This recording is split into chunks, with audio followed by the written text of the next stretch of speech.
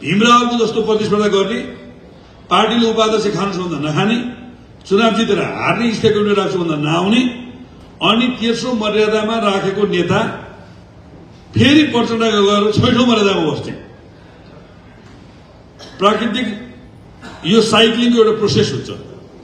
जंगलभित्रको रुख बुढो भएर त्यसको पात झरेपछि त्यो पत्कर भएर मल भएर त्यसैको जरामा काम लाग्नुपर्छ, अनि मात्र त्यो रुखसँग नैतिक बल हुन्छ। त्यो बुढो रुखको पात झरेर गएर अर्को जंगलको रुखमा गयो भने त्यसलाई काम लाग्दैन। अहिले माधव नेपाल, झलनाथ खनाल, भीमरावलहरू एमाले हुर्काएर, एमाले यत्रो हैसियत बनाएर प्रधानमन्त्रीदेखि अध्यक्षसम्म बनाएका व्यक्तिहरू अहिले माओवादीको जरामा गएर मल बनेका छन्। यो कम्युनिस्ट आन्दोलनको लागि विडम्बनाको कुरा हो।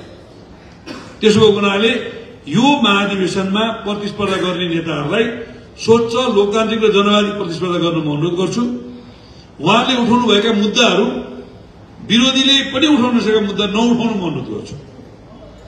धरहरा बनाएको जस लिने, मान्छे मरेको जस नलिने भन्ने खालको अभिव्यक्ति यो एमालेको नेताले दिने अभिव्यक्ति होइन।